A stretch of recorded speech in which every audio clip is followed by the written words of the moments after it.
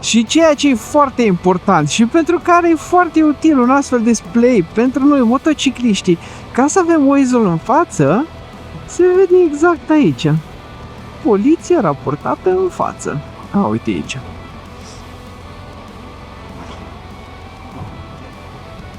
Da. Salut, zâmbiți la cameră, prietenii mei! Și salutare internet și bine v-a regăsit cu bine. Alex pe motor aici avea cu mine la prima tură în care o să facem astăzi așa un primele impresii și un mini review și un ce ar trebui să știți despre noua unitate CarPurite W702BS. Pentru că tura trecută în ultimul clip v-am arătat ce primiți în pachet, cum se instalează și partea aia de activități de garaj când primești un accesoriu nou pentru motocicletă. Tura asta am zis că hai să facem un hands-on, să vedem exact ce e, cum se folosește, cum merge, îmi place și așa mai departe. Și pentru tot asta am zis că hai să vă iau cu mine împreună să mergem înspre miticul județ Sălaj. Și care sunteți de aici din zonă, știți că asta e glumiță, că județul Sălaj nu ar exista, e doar un mit, care nu sunteți din zonă, tocmai aflați de ce e miticul județ Sălaj.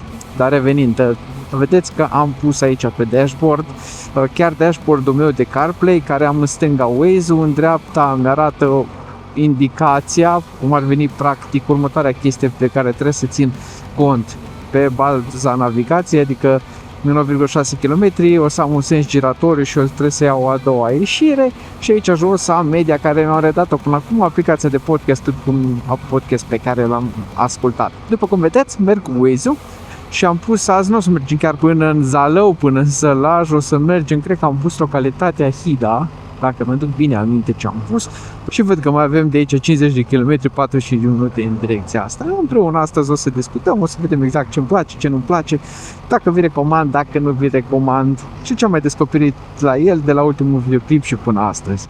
Să mă trag aici un pic pe dreapta, să nu se face careva unul în spatele meu, că am oprit cam brusc. Nu știu, se întâmplă ceva aici, că sunt mai multe mașini oprite. Ok, mormântare, îmi pare rău, condolianțe. Poate e ceva biserică de drept. Așa, hai că ieșim acum din drum și putem să ne dăm drumul la drum și să povestim. Da, ce pot să vă zic acum, prima impresie cu el? Îmi place foarte tare mărimea asta. Deci eu inițial cred că pot să vă pun și screenshot acum în mail, că eu le-am cerut varianta de 5 inch și ei mi l-au propus pe ăsta de 7 inch. Parcă așa a fost discuția, pentru că m-am gândit că 7 inch ar fi cam mare. Dar acum că mă văd cu el în față, mi se pare că e mărimea perfectă. Cred că 5 inch nu că mi-ar fi displăcut, pentru că nu aveam cum să știu cum e cel de 7 inch, că n-am avut niciun display de 7 inch până acum pe bord, eu am presupus că 5 inch e suficient și 7 e prea mare. Dar acum că mă văd cu el, nu cred că aș putea sincer să mă întorc la cel de 5 inch. Dar pe lângă asta, pe lângă mărimea efectivă, cum să zic, totuși cel de 5 inch are anumite avantaje și în primul rând prețul, dacă e ceva mai mic. După cum am văzut în clipul anterior, cea mai ieftină variantă de 5 inch puteți să o luați undeva cu 860 de lei, dacă mi-aduc bine aminte. Acum, asta e varianta de aia 702BS, că e varianta secundară de 702 care are suportul ăsta pentru Wonder Wheel de BMW. Și de când am filmat ultimul videoclip am învățat și cum se folosește. Din fericire, pentru că am citit manualul, că altfel nu-i dădeam singur de cap. Și care e faza? Practic mi-au vorbit în cască, acum voi nu cred că ați auzit, dar fiindcă folosesc Waze-ul și casca e conectată la unitate, mi-au vorbit în cască Waze-ul să mă anunțe că e zonă cu limitare de viteză. Poate totul stai pe bandă ta în autobuz. Bun. Și revenind. Deci, Wonder Wheel-ul ăsta are 4 poziții. Selectarea următoare, selectarea anterioară, selectarea, adică să intri într-un meniu și ieșire, practic buton de back. Și cum se face asta? Dai în sus, e selectare anterioară, dai în jos, e selectare următoare, dar hai să vedem că aici nu vă dați seama în aplicația de Waze, pot să dau back în schimb, să închid ăsta de reduce speed, așa, și ar trebui să ieșim din Waze și o să ies apăsând butonul de home aici de pe CarPurite, care merge și cu mânuși, după cum vedeți, cel puțin cu mânușile mele Alpine-Stars. Și ca să selectez următoarea chestie, nu știu cât vedeți, are un chenar gri pe ecran, hai să mergem la iconițe aici. Nu eram conectat la el, nu știam ce nu bate. Așa, trebuie să țin 5 secunde pe butonul de meniu și să-l conecta la navigație în loc de TFT. Așa, și de acum ca să selectez, vedeți? Dau de rotiță în jos, merge cu selecția înainte. Dau de rotiță în sus, merge cu selecția înapoi. Vreau să intru înapoi în Waze, o să mă duc cu rotița în jos până la Waze. Deci am Skype-ul pe CarPlay, acum îmi dau seama. Și o să dau de rotiță în dreapta. Și am intrat în Waze. Dacă vreau să ies, dau de rotiță în sens opus în stânga și m-am minimizat Waze. Dar Waze-ul e tot acolo. Asta e controlul, efectiv, doar din Wonder Wheel-ul de la BMW, ceea ce mi se pare foarte tare și foarte util dacă aveți voi o motocicletă BMW care are pregătirea asta de navigație pe care am montat CarPlay. Dar să fie clar, după cum ați văzut, el se poate controla liniștit și cu touch, pentru că la urmă este un display cu task. Da? O altă chestie pe care vreau să ating în discuția de astăzi este faptul că el vine din fabrică cu o folie gata aplicată, deci nu trebuie să vă faceți grijă de asta. Singura problemă pe care o am în momentul de față, când e destul de puțin soare afară, dar este totuși însorit, e faptul că folia asta reflectă cam tare soarele din spate. Deci văd bine pe display, nu e o problemă. Nu știu cât vedeți voi acum pe cameră, sincer să fiu, că am camera pusă și să nu fie ceva polarizant pe aici care să-mi distrugă imaginea pe care aveți voi pe display, dar eu o văd. Doar că totuși în același timp văd și multe reflexii. Reflexa căștii mele în primul rând. Ceea ce nu prea îmi place, adică aș fi vrut dacă tot dau o folie să dea o folie care e cu 50 de cenți cu $1 mai scumpă cu ea și să dea o folie antireflexivă, dar să nu apară așa de puternic, sau o folie mată, să nu apară așa de tare reflexiile. Da, asta e chiar un pic de nitpick.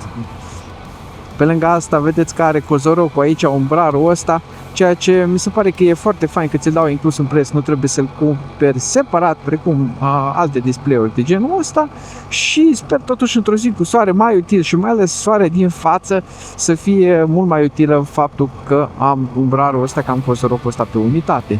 Ca fapt divers, știți că am aici torpedou cu wireless charger-ul, telefonul stă acum aici în siguranță, l-a încărcat pe wireless chargerul ăla de cauciuc, unde are loc să se miște telefonul meu și e totuși înconjurat de cauciuc, deci vibrațiile de la motocicletă nu se transmit, că știu că mi-a zis cineva în comentarii care e diferența. Asta e că aici nu e fix cum ar fi într-un suport de ghidon. Și telefonul meu acum stă bine mersi, l-a încărcat în siguranță acolo și transmite wireless către CarPlay și chiar asta puteți vedea aici pe ecran ca indicator că telefonul meu l-a încărcat. Vedeți? Reduce speed ahead pe lângă cum anunță Waze-ul în față. Acum la uci în cască pentru că mi-am conectat cardul la unitate, nu mai e conectat la telefon direct, e conectat la unitate asta. Și asta înseamnă că aș putea chiar și să intru în agenda telefonului și să apelez liniștit și să vorbesc fără să mă consum, să fie nevoie de prea multe indicații. Da, nu recomand să faceți asta decât dacă e musai nevoie, dar ideea este că se poate și nu numai că se poate, ați face o mai în siguranță decât ar trebui să faceți acum pe un telefon montat aici cu butoane mici, voi atenți la drum și așa mai departe. Pe lângă faptul că aș putea să apelez pe cineva direct folosind Wonder Wheel-ul, fără să fie nevoie să interacționez cu display-ul în sine. E mult mai frumos, ai display-ul ăsta mare de 7 inch care e mai mare decât un telefon cu butoane mari făcute special ca să interacționezi cu ele când ești într-un vehicul, decât să ai telefonul ăla cărcit, mic, aici, nu-mi place. Cum? De-aia zic că e mult mai fain să merg acum cu Waze-ul, mă doare la patină, la război înapoi, la plăcinte înainte. Ce-mi place că tot timpul e coadă aici? Celebrele plăcinte de topa, pentru că tocmai începem să purtăm topa.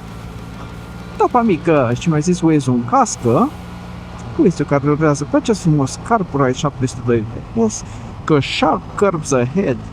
Și de-aia suntem motocicliști, pentru că ne plac the sharp curves. Adică curbele ascuțite.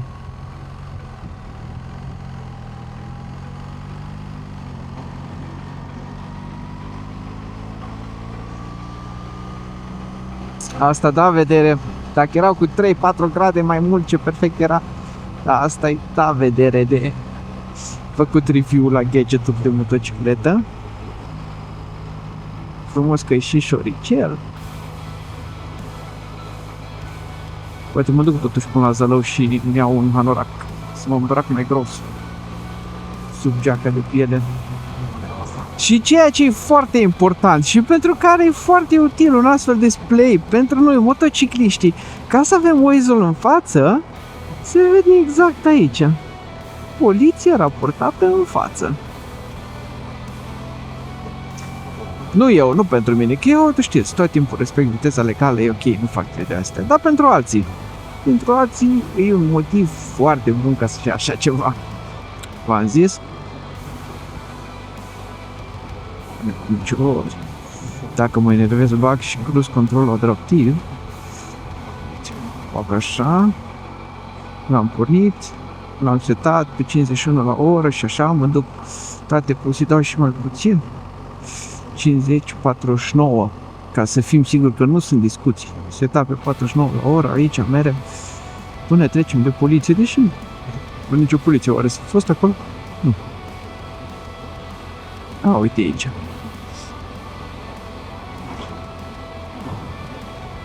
Da, da. Salut, zâmbiți la cameră, prietenii mei! Și pot să opresc cruise controlul de acum și să mă duc liniștit.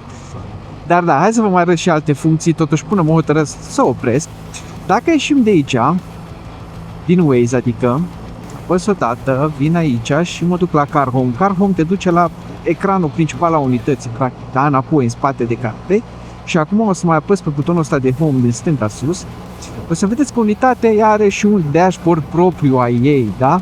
Și dashboard-ul ăsta fiind legată pe, ca să zic, conexiunea BMW la motocicletă, am toate informațiile ale motocicletei, în loc să le am acolo, pot să le am extra și aici, da? Pentru că, spre exemplu, aș putea să părăsesc ecranul ăsta de BMW de aici, să mă duc pe unul despre informațiile motocicletei, dar încă să am informațiile motocicletei vizibile aici. Și ce am? Viteza o citește singură de la motocicletă, presiunea în pneuri, foarte important, voltajul la baterie, semnalizarea, dacă o activez, vedeți că îmi apare pe ambele ecrane, am temperatura, ce mai am, turometru aici, odometru jos, să mă fiu atent și la drum.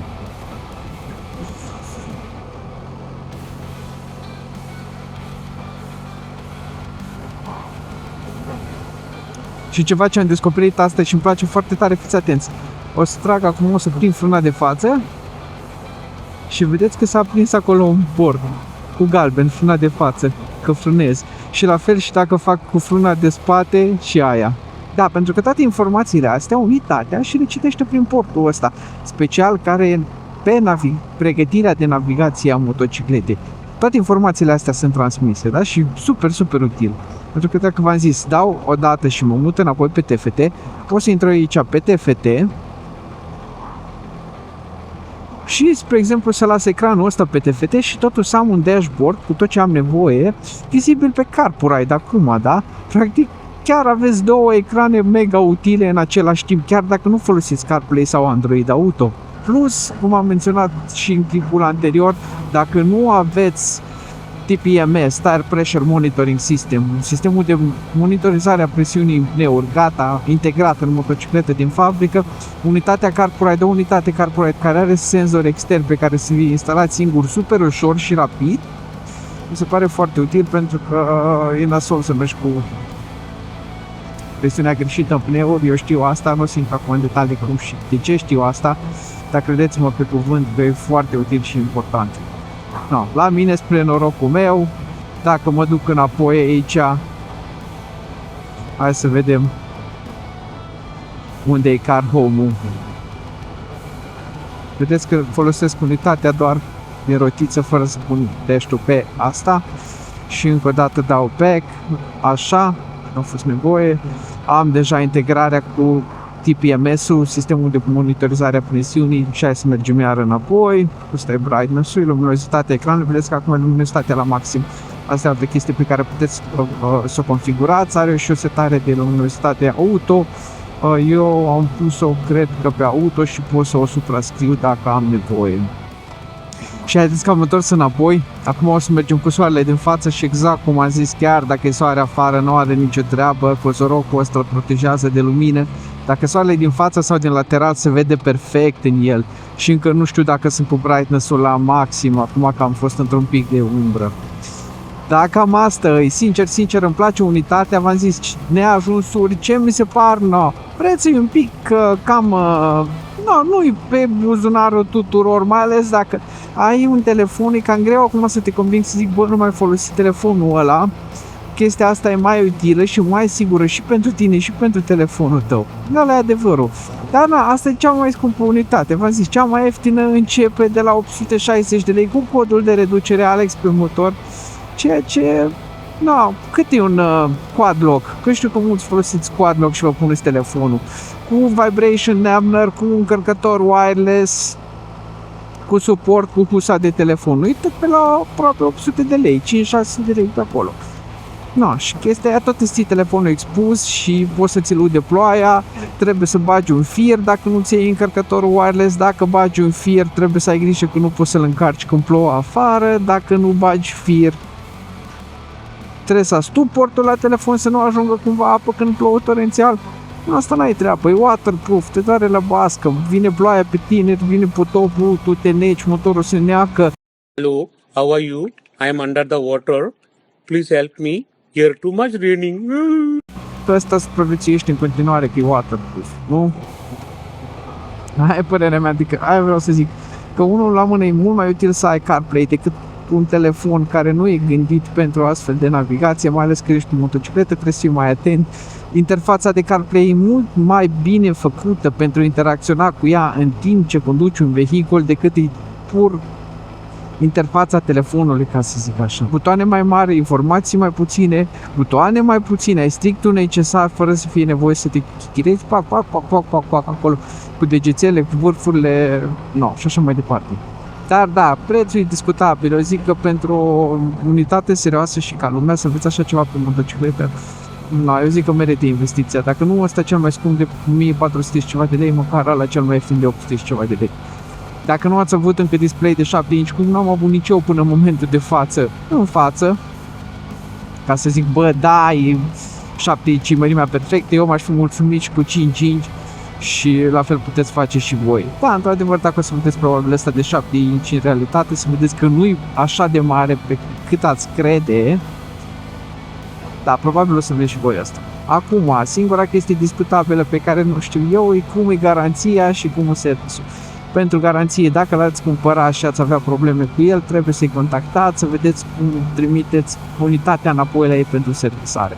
Când o trimiteți înapoi, într-adevăr, nu știu și nu am de unde să știu, sper nici să nu aflu vreodată cât ea să ajungă înapoi la ei, cât trebuie să plătiți transportul, că îmi imaginez că voi plătiți transportul înapoi spre ei pentru servisare și cât va sta în servis. Dar asta ca o paranteză aici, să vă faceți totuși o idee sau să ne facem împreună o idee.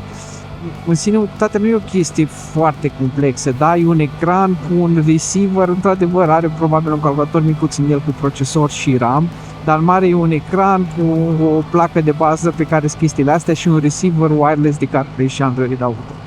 Nu-i mare scofal, nu-i mare tehnologie în ea, știți? Nu prea are ce să se strice așa ușor, mai ales dacă nu ați primit de la început o unitate defectivă. Da, defectă. Da, într-adevăr, dacă o lași o scăpați pe jos, există riscul atunci să se dezlipească ceva circuite din ea, ceva chestii din ea și atunci, na. Da, măcar atunci știți că a stricată cu mâna voastră, știi? Și oricum, și dacă nu-mi trimitea unitatea asta, știți din clipurile anterioare, mai ales de când am luat 1300-le, că nu eram hotărât la ce tip de navigație să pun pe el. Acum, făcând abstracție că ei mi-au trimis unitatea asta de review gratuită, probabil tot la ea aș fi ajuns, pentru că am zis din clipurile trecute că asta îmi doresc. Mă și gândeam într-adevăr la o unitate GPS dedicată de motociclete, dar nu am fost niciodată la fel de convins, pentru că CarPlay am, și ia să lăsăm mai mare că are poliția, CarPlay am și folosesc în mașină de aproape 10 ani de zile.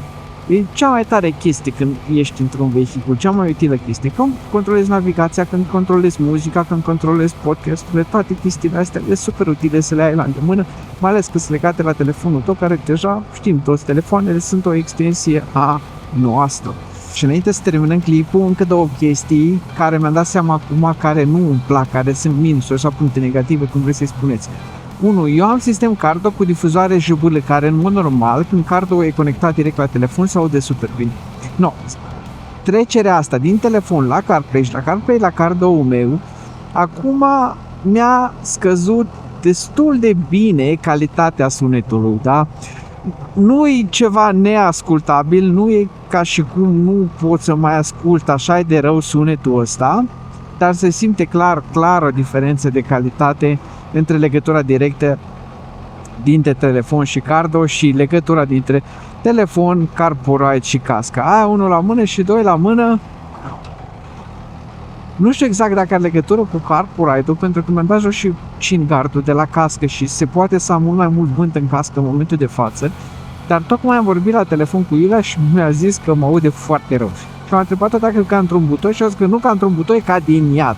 Deci aia, da, într-adevăr, e destul de problematic. Dar chestia asta va trebui să o mai testez, poate doar din cauza că casca mea, în mod normal, nu are niciun fel de chin guard. Eu foloseam un chin guard de la Schubert pus pe cască ca să-mi blocheze vântul care mi intră de jos în sus în cască și l-am dat astăzi jos. S-ar putea aia să fie problema. Părerea mea sinceră și personală merită.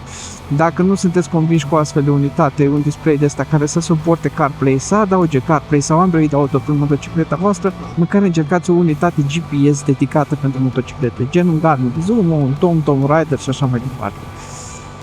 Telefonul aici pus în față trântit e ultima și cea mai proastă opțiune, mai ales dacă ai un telefon valoros. Dacă ai un telefon de 300-400 de lei și nu-ți pasă de telefonul ăla, da, atunci, da, într-adevăr, clar e o soluție și aia. Nu are rost să mai spățați bani din buzunar pentru altceva. Dar dacă ai cât de cât un telefon de Doamne ajută, părerea mea sinceră și personală e că nu prea merită, orientează-te spre o unitate dedicată de navigație. De bonus dacă e CarPlay și Android Auto. Și astea fiind spuse, nu uitați că aveți reducere 30% la orice CarPlay cu codul Alex pe motor. Aveți link și în descriere, l-am pus acolo și de acum înainte să fie link pe la descriere. Puteți să-l folosiți, mă ajută și pe mine, fără ca voi să plătiți nimic în plus, chiar primiți reducerea de 30% dacă folosiți pe CarPlay codul Alex pe motor, mă ajutați și pe mine și susțineți astfel canalul. Și puteți susține canalul și prin alte mijloace, toate le găsiți acolo, jos în descriere, gen Buy Me a Coffee, sau puteți să vă faceți membri lunar pentru doar 8 lei pe lună. Și din nou așa puteți să sprijiniți canalul, mă ajutați pe mine cu un litru de benzină din când în când. Că benzina cam acolo, să aproape de 8 lei. Da, astea fiind spuse, vă mulțumesc foarte frumos că ați rămas până aici. Dacă nu sunteți abonați, am să vă rog să luați în considerare să-mi lăsați și o abonare, cel mai bun mod de a sprijini canalul și gratuit. Puteți plesni butoanele de like și share către prietenii voștri, puteți plesni tastatura acolo în secțiune de comentarii ca să-mi lăsați un mesaj, ce părere aveți voi despre CarPlay, ce folosiți voi ca navigație, putem să dezbatem în comentarii subiectul ăsta cât de mult vreți voi. Și nu uitați, până data viitoare, fiți buni cu voi, fiți buni unii cu alții și apă, paie și bătaie și asfalt uscat.